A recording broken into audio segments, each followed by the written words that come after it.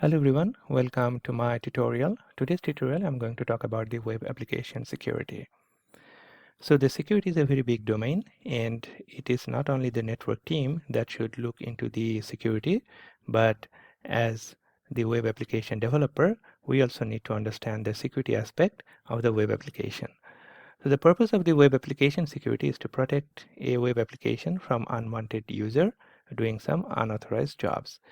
So unwanted user and unauthorized jobs then giving us two different aspects of the security, and one is called the authentication and the other one is the authorization. So authentication deals with that whether the user trying to get into the system is the actual user that mean to be. So let's say we have a user A with ID 1 and password XYZ. So whenever someone tries to access to the web application with ID 1 and password XYZ, we will assume that this is an authenticated user and the user is the user A.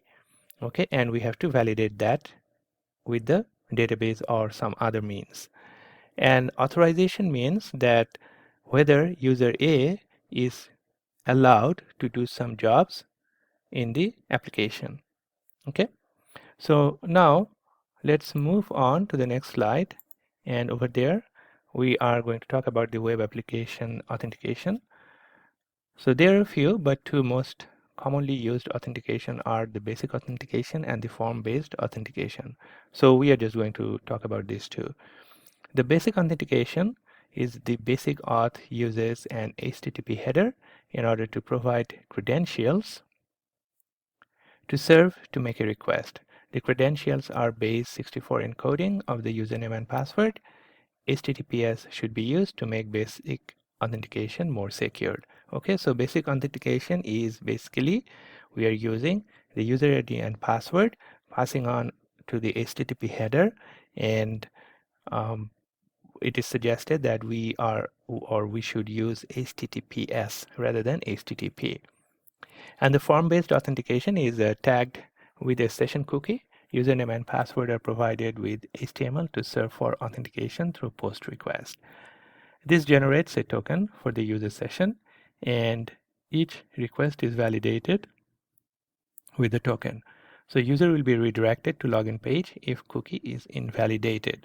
So in this case, what happens is that we are going to have some sort of cookie, and that cookie will generate some sort of session ID, and we are going to validate according to the session ID. Now, in this tutorial, we are going to use just the basic authentication with the HTTP, but as we suggest that we have to use the HTTPS for the authentication. All right, so this authentication thing or authorization thing, actually we do have different frameworks to deal with. So one of the best framework is the Spring framework, and the Spring security framework actually deals with the authentication and authorization very usefully, but that is not going to be the scope of this tutorial. We are just going to cover the basic authentication thing. Now, we have to do, other than the authentication and authorization, we also need to deal with some sort of the threats, the user threats. So one of the user threat is the SQL injection. Okay, so a very common vulnerability in software development. So what do we mean by vulnerability? Means that you created an application and some other third party can use your application or some sort of credentials to access to the system. Okay, so now let's take an example that how this SQL injection can happen. So in our code, we have used string guest ID equal request.getParameter guest ID. So remember that this guest ID is coming from a user input.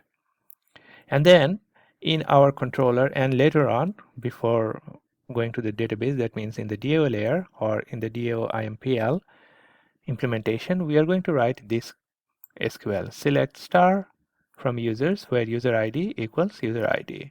Okay, so star means give me everything, and users is the table name, and user ID is comparing with what we have passed from here, from the guest ID. Okay. So now the purpose here is to select the user ID. That's it. And we are going to do some sort of comparison or something. But later on, when user inputs as guest ID equals 10 or 1 equals 1, okay, so this is some smart guy who are putting into the input box as guest ID equals 10 or 1 equals 1. This will make the query as SQL select equals select star from users where user ID equals 10 or 1 equals 1. So this will always make the statement true and user can access all the fields. So that means what happens is select star from user where user ID. So this part is becoming true. Okay, where user ID equals true. So whenever that happens, that means the unauthenticated or unauthorized user, okay, or the hacker, to simply put in, the hacker can get access to all of the users. So we have to be very careful about using the SQL injection things. And another thing we need to remember that whenever we are going to pass on our credentials, we have to use the post method, not the get method, because the post method is embedded within the body. On the other hand, the get method is on the URL. We'll also have to do some HTTPS.